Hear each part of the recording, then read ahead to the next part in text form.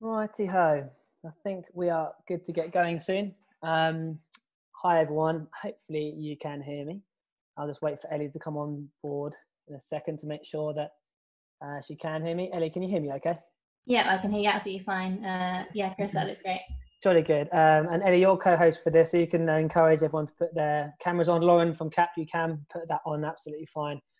So good stuff. Welcome. Thank you very much for everyone for joining today. It's really quite exciting to be doing this. Our lunch and learn. We've got some really good numbers. 68% of those on the webinar at the moment are teachers. 11% are parents, and 21% are other, actually. So maybe I should have been more specific with that. We've been running webinars for 5 weeks now, daily webinars since COVID-19 and we had the lockdown. On that Friday, when schools were obviously closing, we've been working behind closed doors at Pathway CTM to make sure that every single day, 2 till 3, we had some sort of content for young people.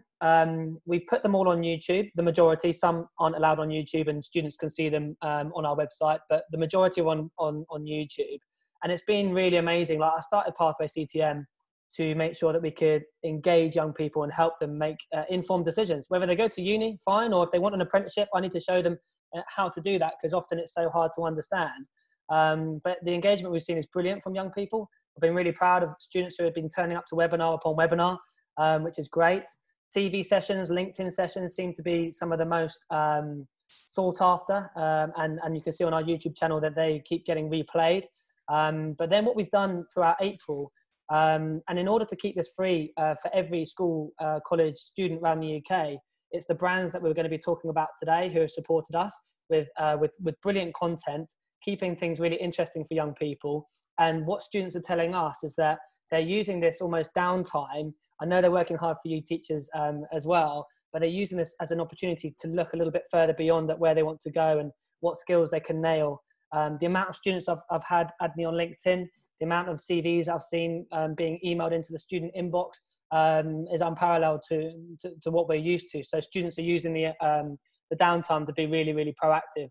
And thank you, teachers, for joining the session today as well. For those of you who don't know who Pathway is, I mean, most of you should know, and hopefully have spoken to me in the past or an email. But ultimately, as a company, we work across schools and colleges around the UK. At the moment, our opportunities are obviously different to those that they were before. We've always done events to break down the barriers for young people, working with brilliant employers who care about diversity, who care about entry-level routes, whether that be joining as an apprentice, as an intern, as a work experience student. If a student wants to go to university, we keep track of them in terms of our alumni, but often when they go to uni, they go and crack on themselves, and maybe some of them do come back to us and we support them a little bit. Our main focus is making sure when you leave school or college, we can support you if you do want to get into employment, or indeed build the skills so you can go to university or your gap year or whatever that might be. So physical events is what we're used to, but now, of course, we've been doing online. And I'm just going to show you an example of one of our events that will hopefully work. To give you an example, this is one of our parent events that we did last year in Bristol. Hopefully this works. Ellie, give me the thumbs up if you can hear it okay. Can you see the screen? Yeah, that's brilliant. Thank you. It's loading up now. Pathway are in Bristol today for our parent event, with students and parents talk to them about potential options for them. We had a great range of employers here today with loads of opportunities. It's really important for parents to get an understanding of what's really out there. As a parent, traditionally we looking forward for our children to go to university. Things have changed sort of quite drastically. Obviously a lot more opportunities out there than there were when I was my son's age anyway. It was really nice coming today with my mum, because at first she was kind of skeptical about the apprenticeship side, like she was pushing for university, but I knew that after the day she's kind of favouring the apprenticeship side, and like how they explained it, it sounds a bit more like logical in her head than university. Now the market's changing, and loads of companies that we'll speak to today are offering degree levels and higher apprenticeship schemes. Basically just means your qualifications keep going up and up. It's essentially giving you that university experience whilst also having the degree apprenticeship in the workplace. Training comes at what age? 25. 25. How much students there? None. Exactly, like smashing. Well done to you. Sort of made me think, well, perhaps I could sort of change my career choice and do something new. If an apprenticeship had been available, I would have snapped it up, thinking about the amount of time and money that was spent on getting where I am. Providing this opportunity for the parents and the children is excellent. I'm really thankful for this. It's been a great event for parents and students to understand the opportunities that are out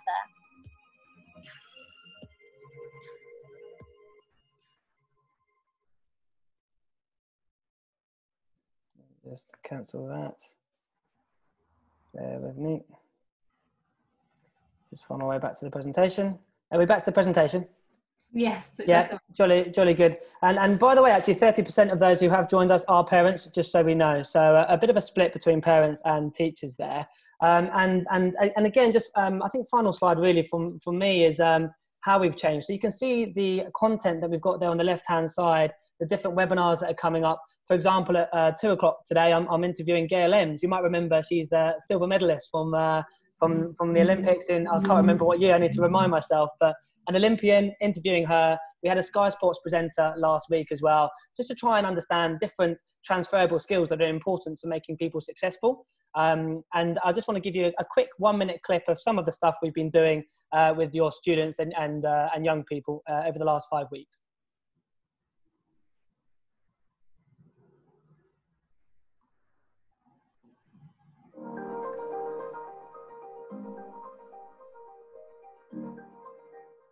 You know, really they want to know about you as an individual, what you're going to bring to the role. Your marital status, sexuality, whatever else the commentary might be is neither here nor there. And again, you know, you'd hope that it wouldn't, but can lead to that kind of unconscious bias. So you want to keep it, you know, generic in terms of your information. And don't beat yourselves up, because often at school and college, it's all about your grades and your subjects, but it's about being on webinars like this to look a little bit wider. Could we just go back to Ahmed, who added you? I just said to Ahmed to have a look at his profile. So let's have a little look. Saf, any top tips? So I think it's quite a good top line, isn't it? Aspiring investment banker and trader. Yeah.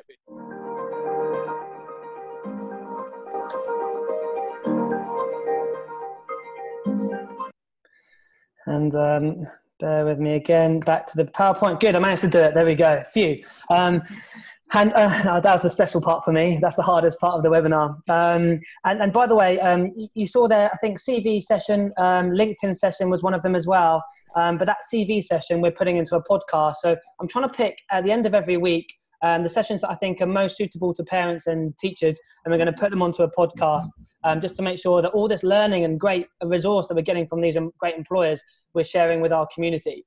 So how has it looked? And we're going to introduce you to the companies in a second. But before I do, Ellie, would you just mind telling me what you've been doing with cancer research over this time? Yes, absolutely. So obviously Chris and I have been working with all of the employers who are going to introduce themselves and talk a little bit about the different sessions. But in terms of cancer research, and I've kind of been lucky enough to help lead those sessions from a pathway side. And we've covered some really great topics so far. So first of all, looking at kind of different routes into an organisation. So like Chris mentioned earlier, then early careers can span from internships to apprenticeships to entry-level roles and graduate roles. So we covered that kind of all the different routes that students might be able to take. We had a session last week on diversity in the workplace, which I found fascinating, and it's really, it was really nice and engaging for the students. Some great feedback on that one. And then we had one this week about volunteering through fundraising. So looking a little bit about actually in this time when students are at home, what can they be doing via social media or via different kind of fundraising campaigns to kind of boost up that work experience, albeit maybe not in a formal work experience kind of format that we see across some other brands and sectors, but how can they actually be doing things at home at the moment to not only do things for a good cause, but also add some work experience and good examples that they can later talk about in interviews and things like that. So those are the sessions we've covered so far. Great, thanks Ellie. And I know Lauren will come on to it in a second for Capfinity, but ultimately Cap have been great because they have a strengths profile and they've given it to our students for free over this period of COVID-19. Students are at home, they want to develop their skills, and Cap are supporting us with that. Lots of different brands, you know, Accenture, for example, KPMG, who we work with very closely, they would use Cap in how they assess young people at interview stage, for example. So our students who have been on the CAP webinars have got their strengths profile. They know what they're good at. They know what their weaknesses are. And they've been identifying their strengths with webinars and then going that little bit further and using their strengths and practicing sort of interview scenarios. So that's been really, really amazing with CAP. The co-op, who I think we've had the record number of attendees so far, and Danny's on this webinar today. We went through apprenticeship masterclass and just all the different levels from level 2 up to level 7. And remember, these are all on YouTube, and the differences between those and really answering some really interesting questions from young people. Assessment and selection, looking into exactly what, for example, a psychometric test might entail at the assessment centre through to interview, all the different stages that you might be looking to do, and maybe the little tripwires that you need to look out for. And then yesterday was the role of science in retail. So here what we're trying to do is, and we targeted lots of STEM students for this, and we had over 50 students turn up again, and making sure that we're interviewing different people. With the Department of Homeland Security was at the briefing and spoke the research based on what works in a lab on surfaces, but President Trump then raising the question, if it's working on surfaces, could it work on humans too? Excuse me. I see the disinfectant that knocks it out in a minute, 1 minute. And is there a way we can do something like that? Bear with me. Injection inside or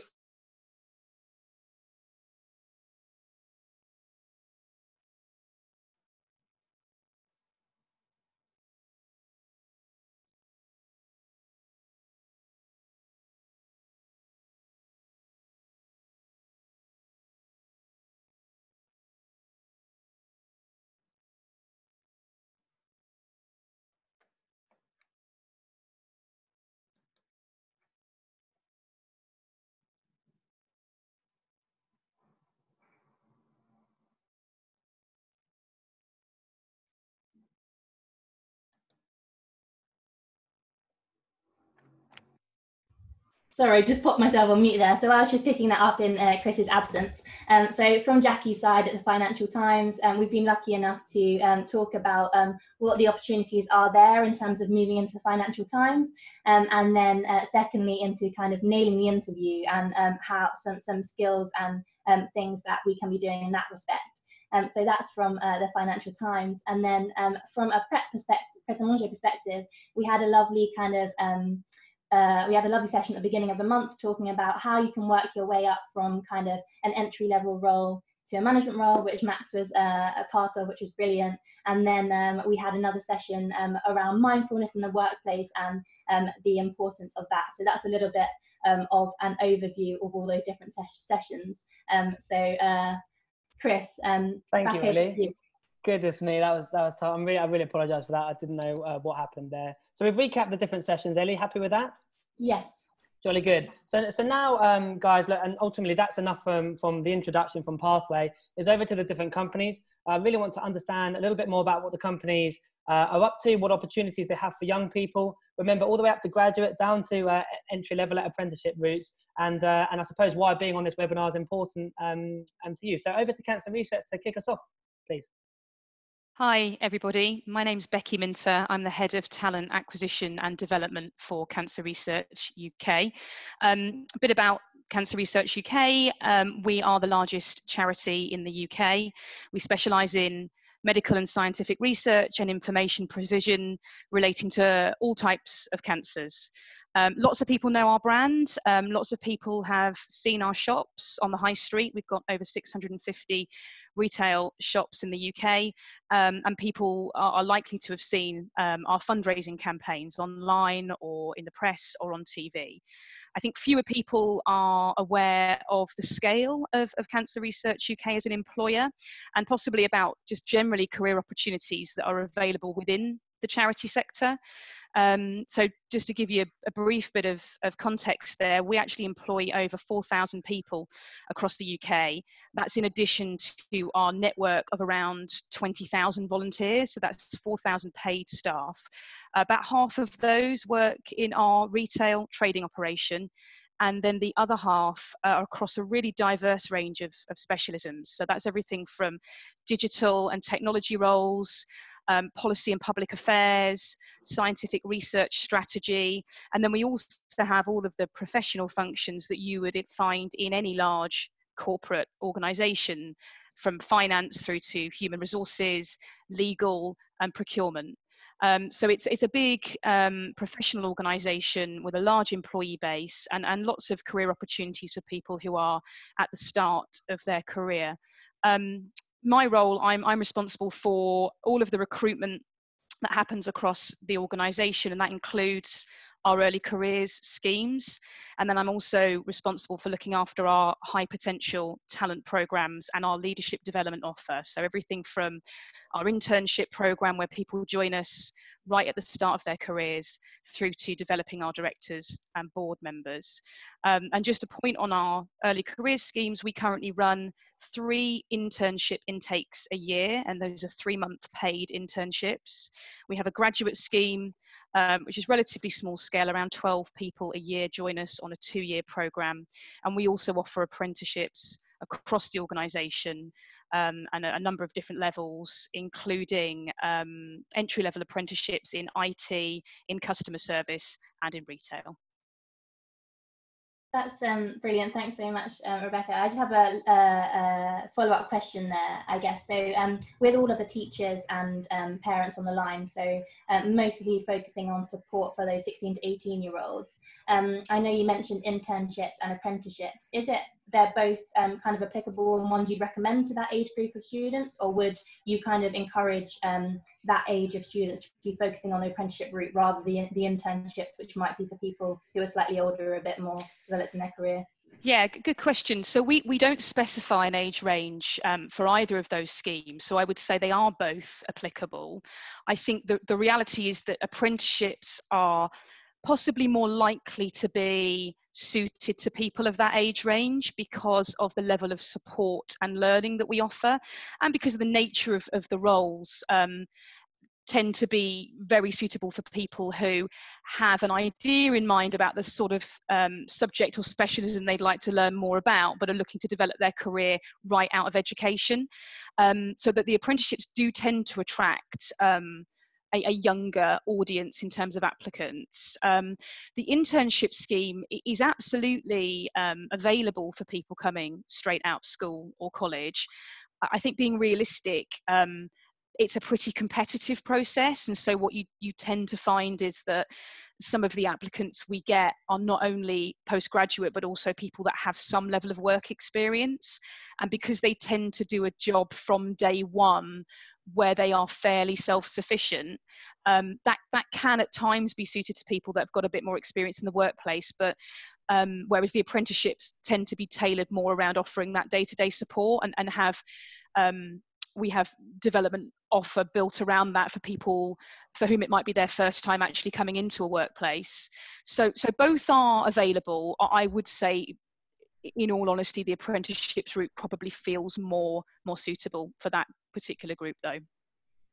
Okay, brilliant. Yeah, no, that makes sense. What I'll do as well, I'm just going to pop in the chat box an example of that first session we had around the different routes into the organisation, in case anyone who's on the line is thinking about sharing that with their child or student. Great. Thanks, and thanks, Becky. Guys, if you do have a question, please do pop it in the Q&A box and we'll ask it. Or alternatively, you can put your hand up as well, and Ellie can come to you and we can let you speak also. Thanks, Becky. And moving on to Capfinity then. Lauren, maybe a bit of an introduction to Capfinity and I suppose how you've been getting involved with us over the last few weeks. Yeah, great. Thanks, Chris. And welcome to everybody on the call. So I'm Lauren Scarlett. I'm the consultant on the product called Strengths Profile, and I'm from Capfinity. So essentially, Capfinity are an organisation that we help organisations to authentically assess their candidates through using the strengths-based approach. So we know in the UK, 43% of employers are now using some form of strengths-based assessment. So what that means for your students or your children is that at some point in their career, whether it's through recruitment or development, they're going to come across the term strengths. So what we've been doing over this time is really helping the students really get a heads up on this, identifying what their strengths are, not just what they're good at, but what they're energized by, so they can have really fulfilling and flourishing careers. We've run a 2-part series of webinars with them. So part one was about introducing them to strengths, you know, what is a strength, and how to understand the difference between a strength, maybe in a learned behavior. And then the second part of the webinar series was around applying strengths. So now they know what their strengths are, how can they use them in that interview or that assessment center or that online assessment, and just giving them some tips around that. So yeah, the strengths profile has been free for them to complete during the month of April. We have expanded that offer. So if there's anybody on the call who would also like to complete their strengths profile and get a taste of what strengths is about, do go onto the strengths profile website and that's there for you. But essentially CAP is all about leveling the playing field and getting a diverse pool of candidates for a vast spectrum of employers. So we cover a breadth of sectors, over 50 sectors, and we do a depth of roles. So we start from the intern level right up through to leadership. A lot of organisations are using the strengths-based assessment approach. Brilliant. And Lauren, what are some of the learnings or takeaways been from the students? Had they done this sort of stuff before? Many of them were new to the strengths approach. So when we were kind of going through the coaching questions, it was really interesting for them to, you know, they gave technically brilliant answers to some of the questions. But the point that I wanted to really get across was employers also looking at energy. So whilst they gave a great answer, how did they feel when they were giving that response? And to really, you know, get comfortable in these processes, because it's a two-way street. As much as they are assessing the employer as much as the assessors employing them. So really having to think about not just what they're good at, but how they feel when they're doing it was a really key learning for a lot of the students. Fantastic. Thanks very much, Lauren. And we'll come back to you, I'm sure, with some questions, but it's been great to work with you. And Danny, at the Co-op, obviously we were on a great webinar yesterday. Danny, over to you. Hi everyone, I'm Danny Matthews. So I head up all of our early careers, apprenticeship and community recruitment for the business. So that is everything across the Co-op. Majority of people recognise Co-op as potentially their local corner shop.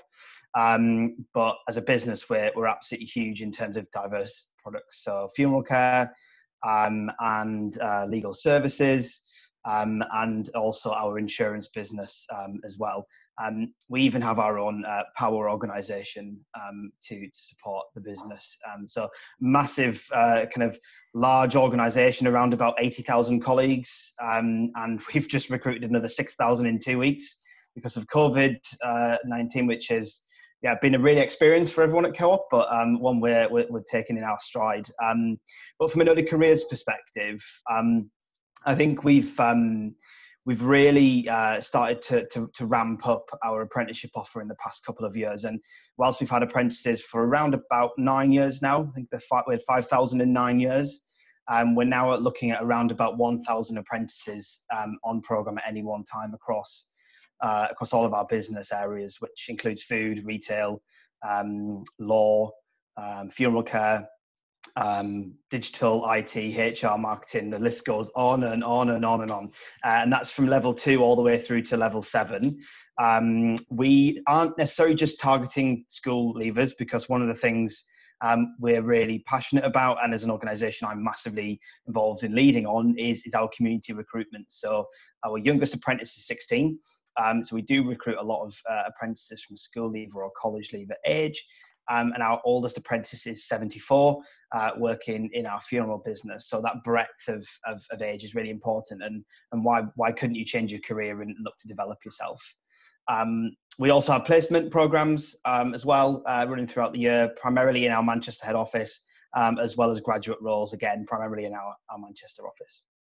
Brilliant, thanks, Danny. And which of the sessions did you enjoy the most in terms of what you thought the students maybe got out of it? We had 3 great sessions. What's been a personal highlight for you? I'd probably say the one yesterday, the STEM and retail, because it wasn't me just talking at students for an hour.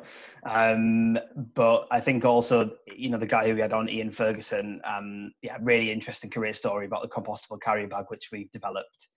I thought that was a really great session. That's brilliant. And he obviously developed that himself, and he talked through to the students exactly how he did that. He went on the BBC One show and the news channel, didn't he? Yeah, that's right. Yeah, pretty cool stuff. Local celeb indeed. Thanks very much, Danny. And Jackie, at the FT, obviously we had a fantastic couple of sessions with you, but in particular the one with Krishan, who came through work experience at the FT, managed to form his, got that for himself by creating it, and now has formed an internship for himself by creating that. And he's actually created that whole ft.com channel, which is free for schools. So it might be quite good to go into a bit of detail about that, please, Jackie. Yeah, sure. So that was a great session. I really enjoyed that. And again, a little bit like Danny, liked it because Krishan was speaking a lot more than I was. And he's the inspirational person. So I'll talk first of all a little bit about the FT for some people who don't know what the FT. So we are the pink newspaper on the newsstand. We're pretty famous for our award-winning journalism and covering world global events as they happen, financial or otherwise.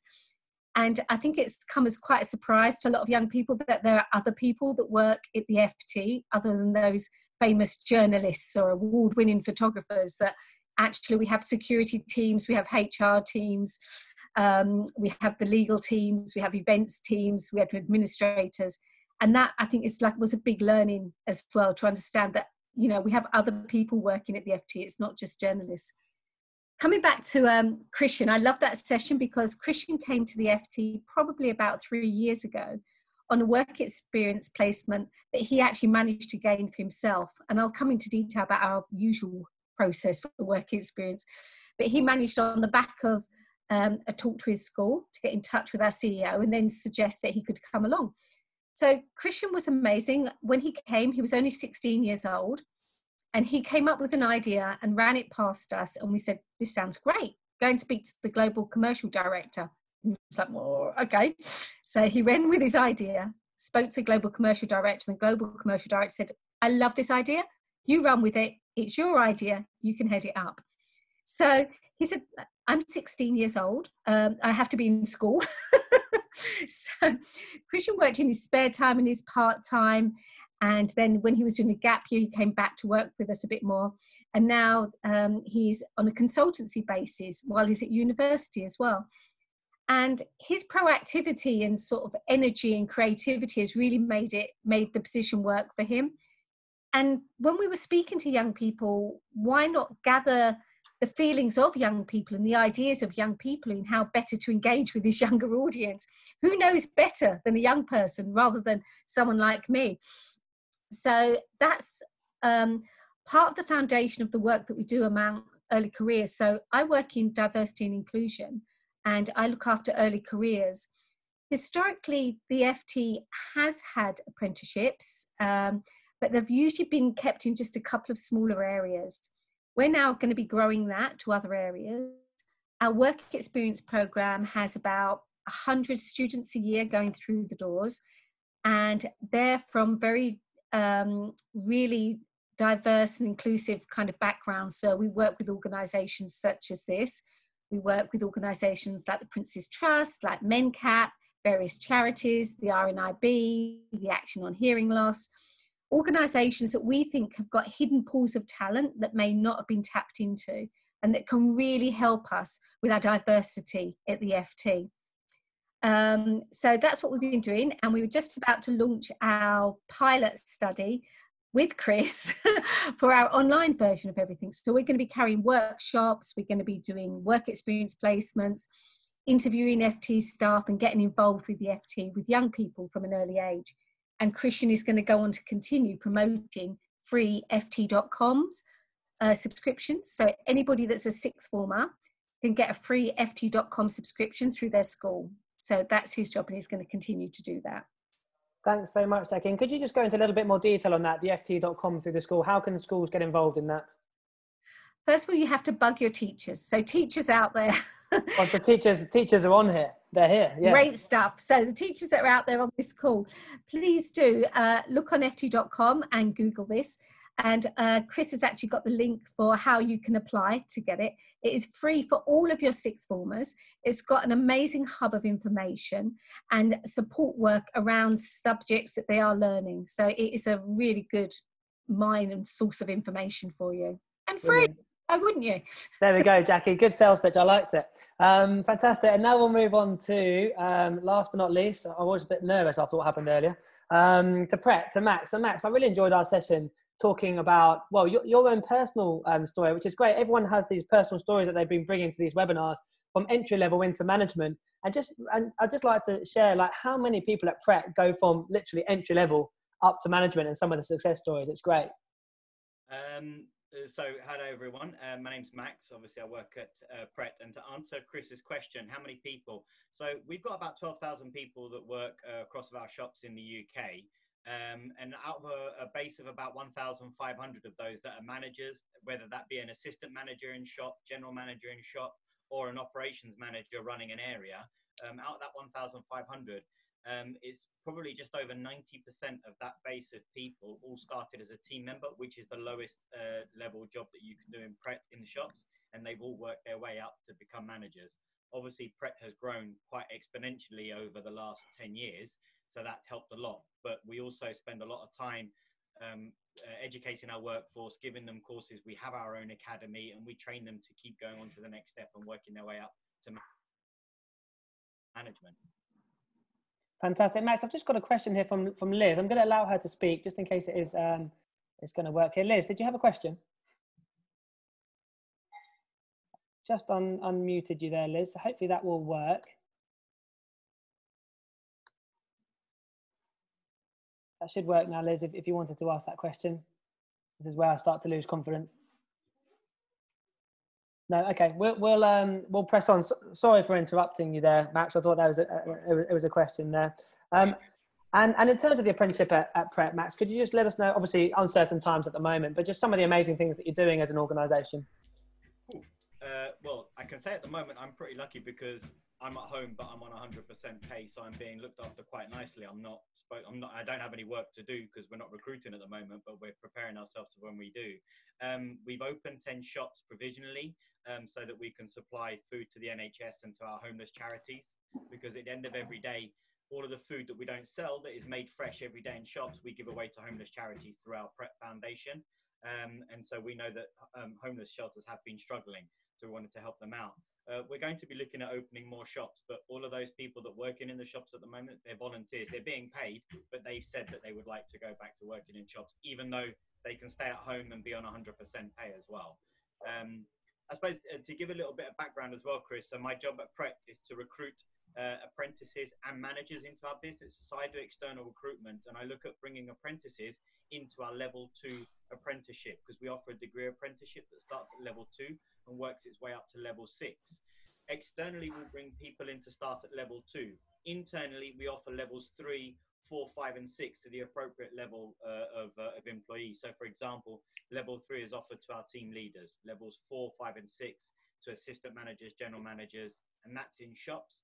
And within our head office, 4, 5, and 6 level apprenticeships are offered to those working in any sector: finance, buying, logistics, recruitment, design. So that's my job, is to bring the outside young people in onto level 2 and to bring managers in as well. Brilliant. Thanks so much, Max. And thank you to everyone for your introductions. Sorry, Liz, about the confusion there. You have raised your hand again. Maybe just type in the chat box if you did want to ask a question, because I'll come to you next. But teachers, parents, over to you now, really. How you can communicate with us is via the Q&A box. So you can see that in the top or on the bottom of your screen. If you have a general comment, you could use the chat box. But any Q&A question that goes in, we'll read it out. Or alternatively, please do. And some students do this. Some students are a bit shy, but hopefully teachers aren't. Do put your hand up. Alan Todd, I'm looking at you. Put your hand up and ask a question, and we'll basically unmute you so you can ask anything. I'll kick us off. Danny, if it's okay if I put the spotlight on you, just because I remember from our session on apprenticeships, and just because we've got so many teachers on the call, I quite liked your advice about looking past the entry point to the apprenticeship and where that can go, i.e. a level 2, for example. Could you maybe just give us that speech, I suppose, around that information? I thought it was really good information. Yeah, yes. I think one of the things and kind of what I taught to students a lot about, and parents and teachers as well, is when applying for an apprenticeship with an employer, because the employer landscape and the apprenticeship landscape changes quite a lot, sometimes it can be quite difficult to look beyond applying for a level 3 in business admin, or a level 2 in retailing, or a level 4 in buying and merchandising, and think, actually, well, I do my level 4 now, that's what I've applied to, happy days, and then what? So I think for me, one of the biggest things I talk to students a lot about is doing your research around, you know, what happens next, so what could come after that with that business, or wider, but actually looking at kind of the end result where you want to get to as well. So if you take a level 4 in buying and merchandising, for argument's sake, well, there's no reason why you couldn't then go on to do a level 6 in food technology, or in a similar area, or procurement and supply chain. But there's also no reason why you couldn't do your level 4 and then decide, actually, I might take a break in learning, but then I might want to go off to university and pursue a university degree. Naturally, the learning would slightly alter because of the credits you've gained on a level 4. But for me, it's really just about looking at not just the here and now and looking at that apprenticeship, but it's really valuable to look at what's that apprenticeship ladder give you, be that in that organisation. And from an employer's perspective, it's our responsibility to make sure that ladder's there to keep colleagues and apprentices within our business. But yeah, looking beyond the here and now is really critical in terms of selecting the right apprenticeship route, or the right education route for a student, or for a child. Brilliant. Thank you very much, Danny. Thanks for that. Ellie, I think you have a question. Yeah, so just in terms of, I can see some of the questions coming in from the teachers as well, so I don't want to steal any of them. But in terms of a question from my side, I guess is, from an employer perspective, what would you be encouraging students to do now in terms of like things that you'd be impressed with, in terms of if these teachers are giving kind of guidance to their students, what would you be encouraging them to do now, which they could talk about in the interview processes, for example? So I'm going to guide that question at Rebecca from Cancer Research. Hi.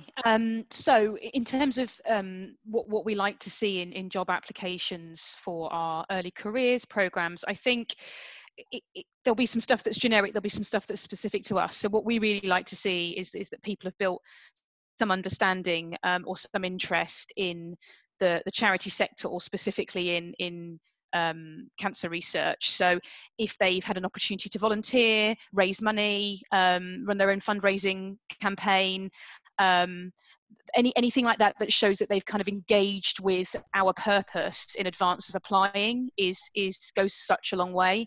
And probably unsurprisingly, for a cause-led organisation, motivation and connection to our cause is something that we take really, really seriously. I also think just being able to bring to life the experiences they've had in education or outside of education, in whether that be, you know, social or team type environments, whether that be playing on a team of some sort, anything that where they can start to think about and express what they've learned from those experiences, because obviously we're hiring for potential here and we're not hiring for work experience. So being able to articulate the life experience they've had and what they've learned from that, and then how that's then connected them to want to either work for us or undertake that particular apprenticeship is the thing we look for above and beyond anything else. That's great. So then in terms of then for teachers here, then it's kind of making sure that we can keep incentivizing the students. I know that we're trying to do that from a pathway CTM perspective, but making sure that, you know, giving them those direct things they can be doing in this meantime when they're at home, while albeit maybe some recruitment isn't going ahead as usual, but keeping them incentivized on doing that volunteering, doing that research. That's really useful. Thank you. And in terms of then, well, if you have a number of different students who have different skills and attributes, I'm just laughing because I know the person that I'm going to ask a question to. So Lauren, from your perspective, I guess you've been doing lots of kind of coaching and mentoring, and I just love the advice you're giving to the students. Is there anything in terms of like key points and takeaways you would want to share with teachers, and you could replicate some of that helpful stuff that you're doing for students? And share it with the teachers, that maybe they could help support their students the way you're doing? Yeah, absolutely. I mean, so with Strengths Profile, we have a new feature which is called the Career Guide. So in my experience with our coaching and mentoring, you know, there are some students who really know what they want to do and where the areas they'd like to grow their careers. And for some, they haven't quite figured that journey out yet. So what our career guide does do, it suggests career sectors based on their realised strengths, so the things they're currently good at, and their unrealised strength, that area of potential, some job sectors that they can potentially explore employers like the ones on the call today. So I think the career guide is a great way for the teachers we have resources to help you know, structure lessons for the year 12s and year 13s to explore some of these job sectors and the things that are going to really anchor their careers going forward. So yeah, I would definitely recommend, you know, just seeing what the career suggestions are for you in your career guide, because we've had some fantastic kind of coaching and mentoring conversations with the students based on their strengths and some of the recommendations for them. Great, so maybe we can feed some of that kind of career guide information through to the teachers that have attended today after this session. Yeah, absolutely, if they would, yeah. Good stuff. Thanks, Ellie. I've got one from John Morrison here. Hi, John. I hope you're well. Hi, I'm just wondering, Max, I might come to you here, by the way. I'm just wondering about apprenticeship recruitment intake this year. Has recent circumstances changed the intakes? When do you advise students to apply? Max, have you got any views on that, I wonder? The honest answer to that question is I'm not sure, because we have to see what happens when we go back. I mean, in terms of PRET's planning, we are still planning to open all of our shops. We haven't laid off any of our staff at all, so we still have a workforce. We are still going ahead with our business as normal once we're out of lockdown, so we will be recruiting. And in terms of intake, what we do at PRET now is we hire people all the way through the year, so we don't have set intakes. And all of our jobs that we advertise to work in shops can be available to those who want to do an apprenticeship as well. And that's one thing that we're looking at changing once we come out of lockdown. We hire at PRET all the time. So all of our jobs at level 2, as I said, entry into shops will be available to those who want to do an apprenticeship as well. Brilliant, thank you. And Danny, I can see you nodding there. Obviously, you're a member of the Institute of Student Employers. Anything to add on that? I mean, I know, for example, the stats say that there's meant to be a 23% decrease in apprenticeship hires this year across confidence of different employers. Have you got anything to add to that point, Danny? I think it's the unknown, really, isn't it? I think, you know, whilst 23% are saying there's planned to be a decrease, there's also near enough 40% of employers saying, I'm not sure what we're going to do yet. And every employee is in a different circumstance. So I think the only piece of advice I would give on that is to really provide that support to the students in terms of doing their research and finding out what specific companies have got in the here and now, and encouraging students, if they have already got applications in and there's a little bit of nervousness around whether it'll still, you know, go ahead, is to really keep in touch and engage with the employer that's got the offer on the table. And sometimes that answer might be, we're not sure yet, but a not sure is better than silence as such. So yeah, just keep in touch with the businesses if students have got applications in, and support students in trying to navigate the noise out there around apprenticeships. Helpfully, the numbers of jobs on job boards are lower. So if there are any apprenticeship vacancies out there, you'll be able to find them a little bit easier than searching through 4 million jobs on Indeed. No, absolutely. Thanks, Danny. And Becky, if I can come to you for this next question. This is from Alan Todd, who's a teacher in London. And he's just said, Chris, when these organisations are recruiting, how valuable is it that students have specific experiences from online courses? He puts in brackets that his school's encouraging that they all engage in online courses at the moment. Becky, in terms of if you were to look at someone who's applying for an apprenticeship or an internship scheme, how important is it that students are really getting involved over this downtime, I suppose? Yeah, it's a good question. I mean, I think there's probably a general answer, and then there's a right now at this moment in time answer. And I guess the overarching answer would be that it's any form, any evidence of proactive attempts to learn and develop knowledge are always seen incredibly favourably when we're hiring for potential. And I think not only not from a tokenistic point of view to be able to tick a box and say these courses have been done, but for students to be able to talk about what they've learned and what's motivated them to do that. That's exactly the kind of evidence we're looking for when we assess people at this level. So I would say it's very important, but I wouldn't say that it's a criteria that we look at in isolation. I think right now, bearing in mind lockdown and where we find ourselves, it's likely to become even more important because people are limited right now in terms of what learning opportunities they have, I guess, or maybe learning needs to look a little bit different.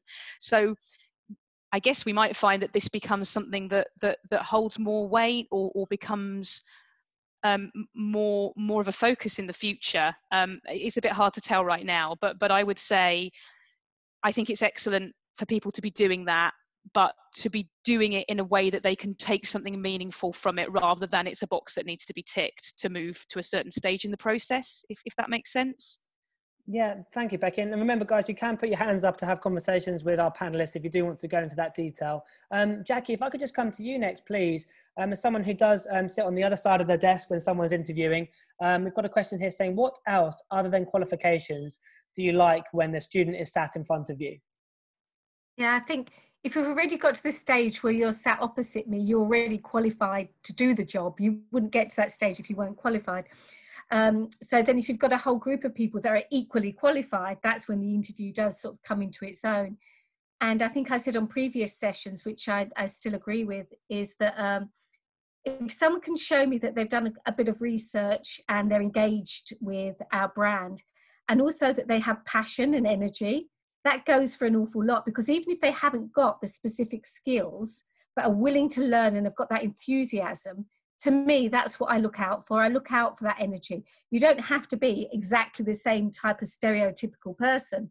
What I want is you to actually showcase your passion and also use within the interview some of the information that you've managed to glean from our website and about us as well. Use that back at me to show that you're really engaged with our brand. But passion and energy, I can teach you the skills.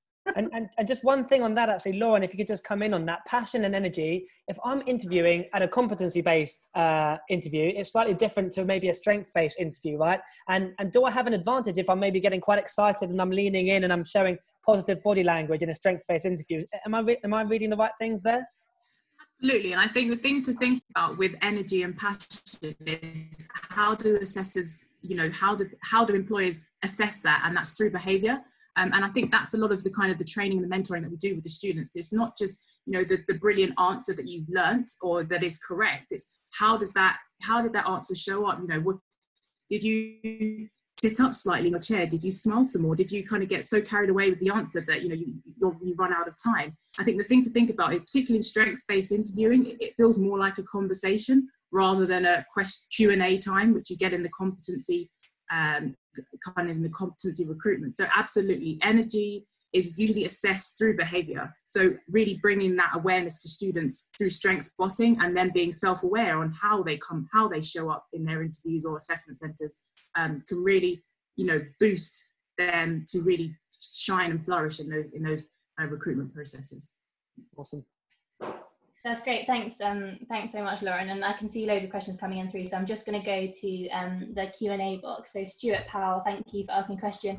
I've been encouraging 15-year-olds, so pre-GCSE students, to think about business application to the skills they've learned. What apprenticeship options are available to them now? So that's those pre-16-year-olds. I know, Danny, you mentioned 16 was your youngest age. So I guess from a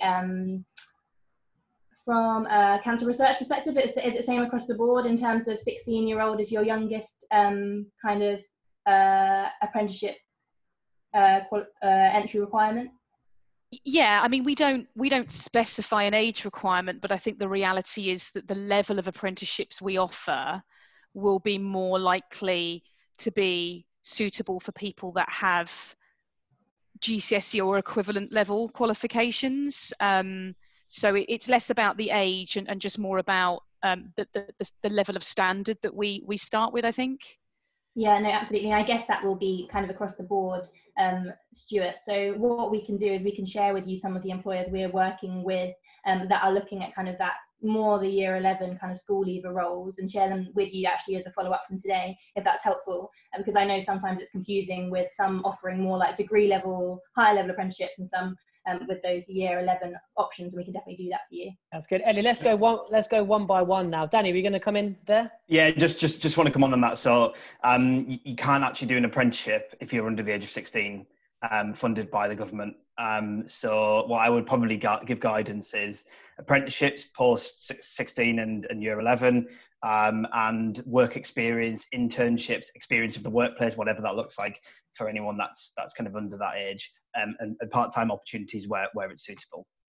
Brilliant. And Danny, I'll keep you on the red seat. Could you advise when a year 12 student should start making contact with companies they are interested in, and when to start applying for apprenticeships? Make contact with them now, as early as possible. Get to know them, get to understand what they're about, and through that research and through that connection with the company, you'll understand when their apprenticeships become available. There's usually like a register interest or some portal that you can access with many employers to get ahead of the game. Okay, brilliant. We're just getting so many questions in, so that's really helpful, Danny, and I'm just gonna rip through them. So Liz Walker, thank you for this question. Many young people complain that employers don't give feedback or let them know when they've been unsuccessful. How can we keep young people motivated to keep applying? So I'm going to ask that one to, I guess, Jackie. What's the feedback process of people who are applying to the work experience scheme? And what advice would you give those who may be unsuccessful? Yeah, I can probably do both for work experience and for young entry level as well. We actually apply to everybody. We really see that it is terribly important to give people feedback. How can people grow if they don't get feedback about how their progress is and what they need to be working on as well? The work experience, coming back to your previous comment about apprenticeships, yeah, I would suggest that young people, if they are trying to get some kind of experience, make sure that when you go for a work experience program, that you actually go for something that you check out beforehand and make sure that it's going to be of real value to you in your journey, because you're investing quite a lot of time. You're possibly investing 2 weeks of unpaid placement, looking at a company that may have you doing filing for 2 weeks or something, you know. So check it out, check the company out, check what their aspirations are, check on their about us, and have a look at their ethos as well. Because you're interviewing that company as much as they're interviewing you as well. So I would say that's really important. Yeah, our entry-level roles, when we have interviews for that, we understand how important it is. So it's compulsory that we give people feedback. Brilliant. Okay, that's good to know. Thanks, Max. I'll come to you with this one, please. And remember, if you can't answer it, do pass the buck, but we'll go with that. Let's have a go. Ronnie's got a question. As employers and recruiters, what advice would you give to young people who are concerned about the reduction in the number of apprenticeships post-lockdown? Tough one. Don't be. Oh, I mean, from Pret's point of view, I wouldn't be concerned because we are still going to offer apprenticeships. Nothing is going to change. If anything, we're actually going to be investing more money and opening up more positions for apprenticeships because of the change in landscape. I would say that don't be concerned about it, because it is a competitive arena, the workplace. And it's about finding what is right for you. So don't be concerned about the numbers. You have to keep going and keep trying, learn the stuff that you need to learn, and show the things that people have said that you need to show at interviews, and keep going and don't give up. Never give up. Awesome. Thanks, Max. Great feedback. Yeah, that resilience is key, and it seems to be a theme throughout all of our webinars this month. So that's great. Alan, thanks for the question. The diverse nature of schools means that there's a gap in level of cultural capital students are built up. Can you advise on what impresses you other than specific skills and company knowledge? So yeah, what impresses you beyond those 2 points? And I'm going to go to Danny for that.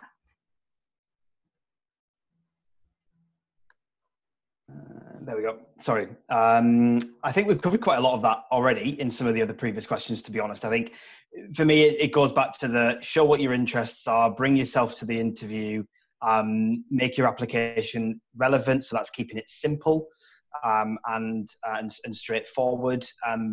Prepare for an application process. But I think in terms of the cultural capital piece, coming across experiences where there isn't a formal application form can sometimes be difficult for students in schools in underprivileged areas, and for individuals, full stop. But I think for me, it's just about, you know, pushing yourself and taking opportunities which are immediately available to you to build experiences, to build those skills. And it's through those experiences that you can access right now, which are critical. And I think as a student goes through their education, focusing on building your own network and your personal network, be that through LinkedIn or be that through physical networks, I think it's really critical to opening up more opportunities and experiences. Could I possibly just add a comment to that question? Is that okay? Yeah, absolutely. Yeah, I'd say, I just wanted to say, I think I absolutely recognise that as being true and being a challenge. But I think from a good news perspective, I think whilst that is true, at the same time, I think good organisations, progressive professional organisations, have really advanced their thinking around what they look for when they're hiring. I think historically, you know, lots of organizations would consciously or unconsciously have a bias towards extroverts or very, very articulate students, people that have really benefited from privilege and a privileged upbringing or education. Whereas now I think, you know, if I just think about the last 18 months to 2 years in my organization, the changes that we've made to our selection processes to really balance that playing field and to educate our hiring managers about the value of having diversity in your teams, having a good mix of introversion and extroversion, not relying on those really traditional and outdated ways of assessing capability, which historically does very much favour people who are articulate, confident, can think on their feet in an interview scenario. Specifically, things like we've changed our assessment methods for interns, apprentices, grads to move away from everything being weighted on interview performance, and we've added elements like homework, so you would get a balanced score for something you prepared at home versus what you scored in an interview. And I don't think that completely fixes this challenge, but I do think that it is helping us to see the value in students with different backgrounds and not rely on those kind of traditionally successful applicants, if that makes sense. Brilliant. Thanks so much there, Becky. And I'm aware of time. We've got 4 minutes left because we're interviewing Gail Ems later, if you remember. I said at the beginning, so quite excited for that. But Becky, that was really good insight. I'll come back to you next, actually, if that's okay to start with. Steve says, in our sixth form, we promote apprenticeships just as much as university degrees. One issue we sometimes face is that parents can view apprenticeships as a second-class route. What advice or comments would the employer suggest for teachers when talking to parents? Maybe Becky, coming to you first there. Yeah, I think that's a really common one, and I get it, because we're kind of battling against decades of belief that degrees are the best possible route forward for young people. So I get why that's a challenge. I think the best thing that teachers can do, and I think employers can help with this, is myth bust around what people used to think about apprenticeships. And I can remember being younger and seeing ads on the TV for mechanics and everyone thinking it's very kind of practical, manual, very heavily aimed at young men. I think being able to provide more information about the diversity of apprenticeship standards that exist and how they've evolved over the last few years, and how the apprenticeship levy has really kickstarted a lot of organisations to really see the value in apprentices and to redefine what apprenticeships mean. I think that information's out there. I think we've just got to simplify it and provide it to parents, and give real examples. Again, so my organisation historically, I would say, very biased towards degree education, whereas now I think we can give really meaningful examples of where we've moved away from that and we've proactively pursued apprenticeships instead. So I know that's a bit of a basic answer, but I think we've just got to give those real life examples, and employers have a role, I think, in helping teachers to do that. Fantastic. Can I just jump in here? Yeah, just a quick one on the back there, just for 2 seconds. And I think the benefits of apprenticeship for the employers as well, from their perspective. So not only does the young person doesn't end up in a huge amount of debt, but you might have somebody with you going through understanding your culture for 3 years. And by the end of that 3 years, that 3 years is also like a 3 years interview process. So are you likely to employ that young person that's gone through the apprenticeship, or are you likely to take on an unknown quantity? So for employers, it's a real win-win scenario, I think. Thanks, Jackie. And Danny? I think Becky took the words out of my mouth. Yeah, Nothing more to add from me there. Just myth bust and use real life examples. Yeah, great answer. Thank you very much, Becky. In light of COVID, in light of COVID, do you all offer virtual work experience, or are you planning to? Jackie, maybe starting with you there. Virtual work experience.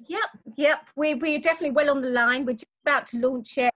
We're having a slight delay, but we are going to launch it, and it's going to be global as well. So it's for each of our offices based in New York, Hong Kong, Manila, and the UK will be able to interact with young people from all over the globe. And it's going to mean that young people then can see cultures from different countries, and also ask questions that they may be too worried to ask of other people as well. So just about to launch that. We're probably going to be working with Pathway to do the pilot study early in July now. It's been moved to. Thanks, Jackie. Anyone else on virtual work experience or opportunities? Any takers? Danny? Yeah, we're looking at planning it, and I had a call this morning about it. So watch this space. Hot off the press. Anyone else on that, I wonder? Don't worry. If not, that's absolutely fine. Okay, well, look, we've answered all the questions in the Q&A. We've had a few questions in the chat box. I think we've covered those too. The good news is that 83% of those on the session thought that, the 84% thought this session gave great insight. 16% was somewhat, and 0% no. So I think we're doing our jobs there, guys. Well done. The other questions I've asked, thank you very much to the teachers for getting back to me on that, because we are going to be continuing doing these webinars. And just the question that I have shared with you about next Thursday, ultimately those sessions, what we're going to be doing is working with those students who need it most. There's no employers involved. It's just the Pathway team.